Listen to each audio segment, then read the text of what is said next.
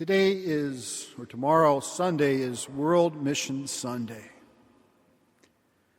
And on this World Mission Sunday, the Church calls for us to reflect on our own call to be missionaries.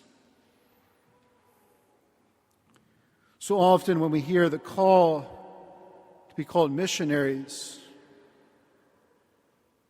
many think that this call does not apply to me.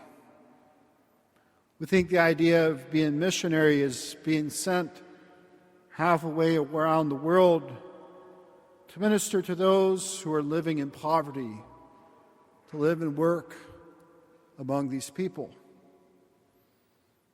And yes, this is what it means to be a missionary. And there will be a second collection today in support of those who do this missionary work. But this is one way to be a missionary. But it's not the way to be a missionary.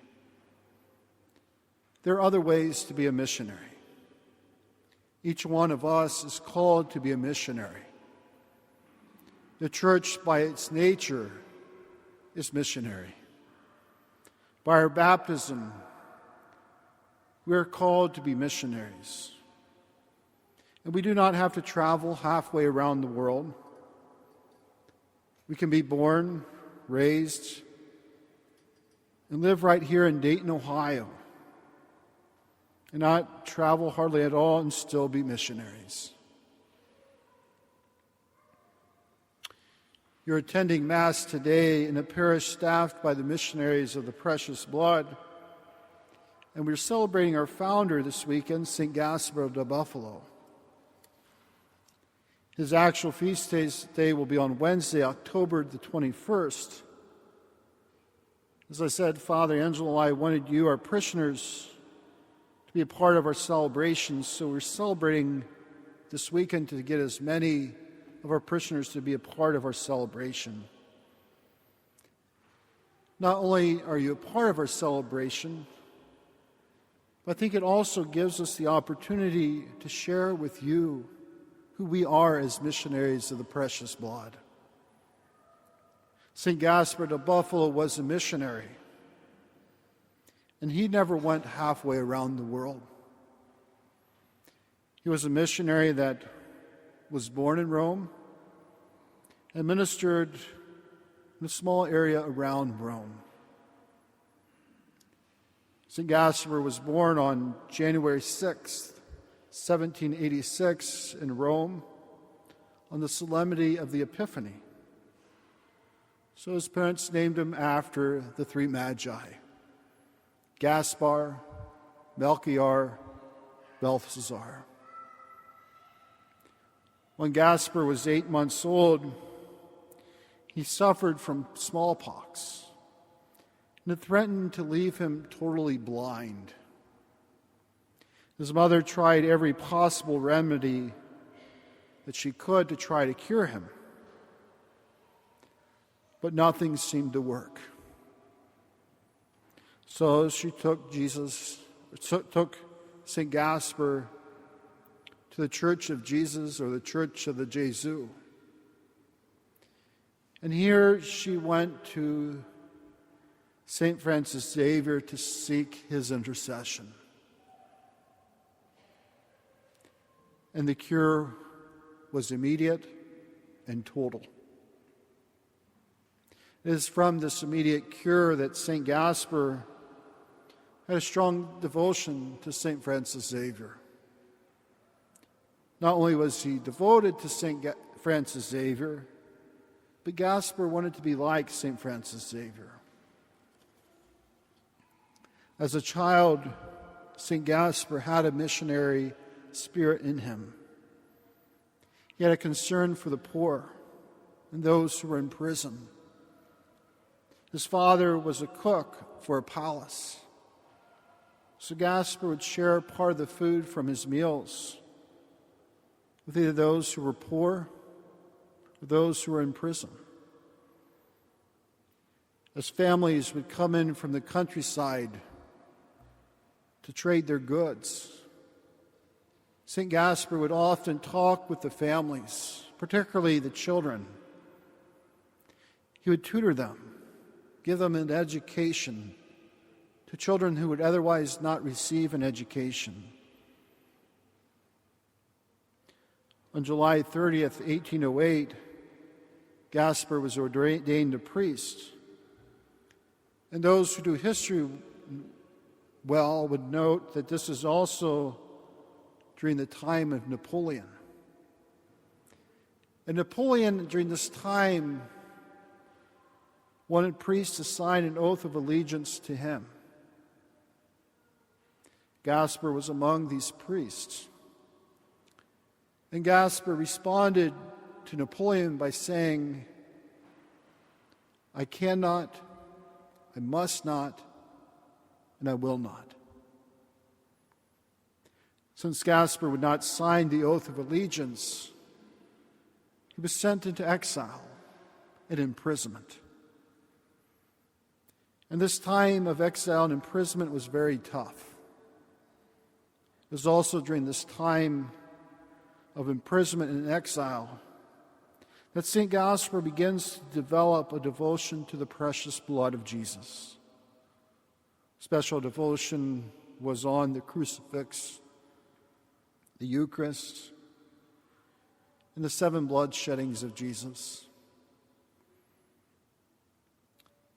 Napoleon is overthrown, and Gasper is released to return to Rome. And Gasper wants to become a missionary like St. Francis Xavier. He wants to go to India. But in the aftermath of Napoleon, the church was a mess. Both physically,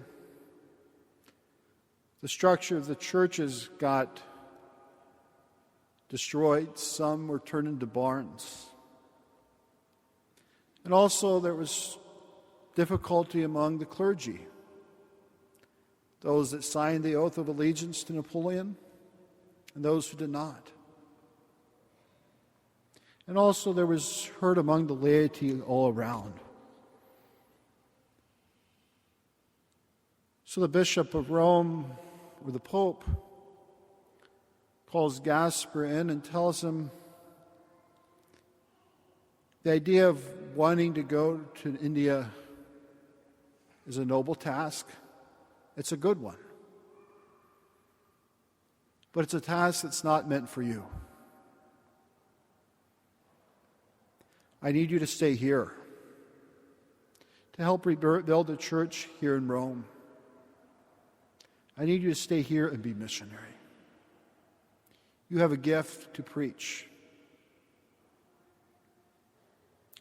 Gasper obediently stays, begins to preach missions throughout Rome. Through his preaching, he calls on the people to turn back to God, to return to church, to return to Mass, to encounter the mercy of God through the sacrament of confession. He invites the people to encounter the love and the mercy of our God. Gasper was known for his gift of ability of preaching. However, what he said in his preaching is not known. I've never seen a written text of his preaching, but what we know of his preaching is that as he would preach, he went with the Gospels. He carried with him a 25-foot crucifix and would preach in the street. Gasper had the gift to preach, and there's many stories about his preaching. On one day, he was known to have the gift to bilocate, be in 2 places at once. One day, he was preaching on the street corner. Another said that he was hearing confessions at the same time. Well, we may not know what Gasper said in his preaching, I'd venture to guess the message he's preached on the street corner and the message he shared in the confessional was very similar. The message that I think St. Gasper wanted the people to know was that they're loved by God. Regardless of what they've done, the mercy of God embraces you. His message was a message of hope, a message of good people, good news to the people that needed to hear the message. We are missionaries because each one of us has experienced the love of our God. We've heard the message of hope. And because we have had this experience, we want to share this message of love and hope with others so that they can experience the love of God that we have experienced. As missionaries, we do this in several ways. We do this by helping people to meet their basic needs of life for food, water, clothing, shelter, etc. We do this by being present to each other, particularly in those moments when we're hurting and ears need to be listening. We do this by participating in the sacraments, the Eucharist and the sacrament of confession. On Wednesday, October 21st, the actual feast day of St. Gasper, our pastoral region is hosting a day of mercy at St. Joseph's Church. We'll have the church open for Eucharistic adoration and confession from 10 a.m. to 6 p.m. If you've not encountered God's mercy in the sacrament of confession in a while, I invite you to make your way to St. Joseph's Church on Wednesday and celebrate this gift of our God in your life.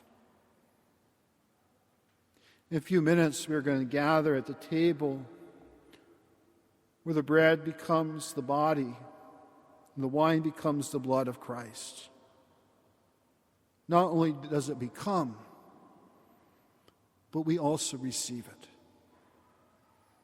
And it's in this receiving that our God gives us the greatest gift, the gift of his love and mercy. As we receive this gift this evening, may we go and share this gift with all those we encounter.